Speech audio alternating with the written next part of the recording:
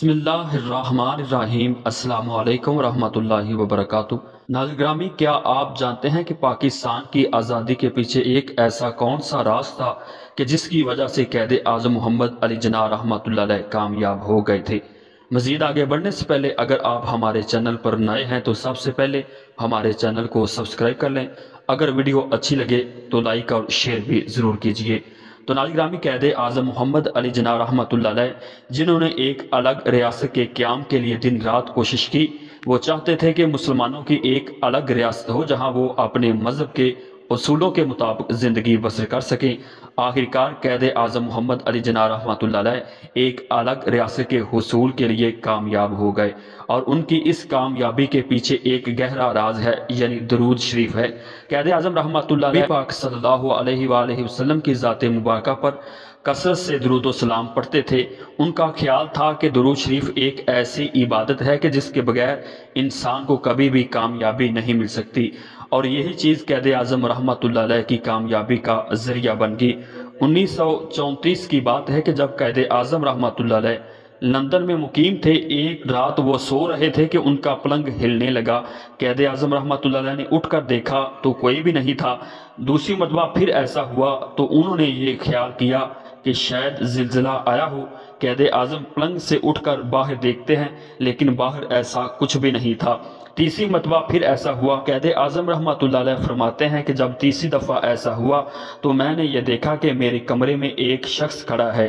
جب میں نے اس سے پوچھا کہ تم کون ہو تو وہ کہنے لگے میں تمہارا نبی حضرت محمد مصطفیٰ صلی اللہ علیہ وآلہ وسلم ہوں۔ قائد اعظم کہتے ہیں کہ میں ان کے سامنے باادب ہو کر کھڑا ہو گیا اور عرض کیا، اے اللہ کے رسول صلی اللہ علیہ وآلہ وسلم، اب میرے لیے کیا حکم ہے؟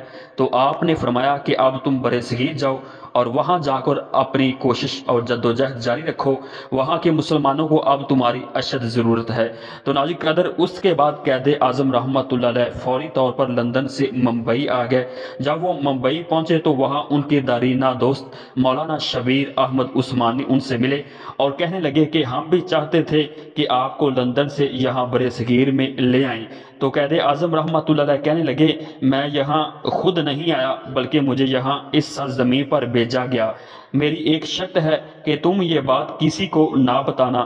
پھر قائد اعظم رحمۃ اللہ علیہ نے ان کو لندن میں ہونے والا سارا واقعہ سنایا اور کہا میں تو نبی پاک صلی اللہ علیہ وآلہ وسلم کے حکم پر یہاں پہنچا ہوں۔ تو ناظرین 14 اگست 1947 کو جب پاکستان بن چکا تھا، پاکستان ایک الگ ریاست کے طور پر دنیا کے نقشے میں سامنے آ چکا تھا۔ قائد اعظم رات دن کی محنت کی وجہ سے بیمار ہو گئے۔ بعد ازاں کوئٹہ ہسپتال میں علاج کی غرض سے داخل ہوئے۔ وہاں پر موجود قائد اعظم کے ڈاکٹر کرنل الہی بخش نے باتوں ہی باتوں میں کہا کہ ہم آپ کی ایسی صحت چاہتے ہیں جیسا کہ 7-8 سال پہلے تھی۔ تو قائد اعظم رحمۃ اللہ نے فرمایا کہ میں اب موت سے نہیں ڈرتا، میں نے اپنی ذمہ داری کو، اپنے فرض کو بخوبی طور پر نبھایا ہے۔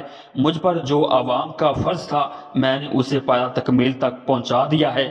اب پاکستان بن چکا ہے، پاکستان مکمل طور پر آزاد اور محفوظ ملک ہے۔ اب عوام کو چاہیے کہ اس ملک کو ترقی یافتہ بنائیں اور اسے ناقابل تکثیر بنا کر پوری دنیا میں اس ملک کا نام روشن کریں۔ تو ناظرین اللہ تعالیٰ کی بارگاہ میں دعا ہے کہ اللہ تعالیٰ ملک پاکستان کو دن دگنی رات چگنی ترقی عطا فرمائے اور ملک عزیز وطن پاکستان کی حفاظت فرمائے۔ آمین یا رب العالمین۔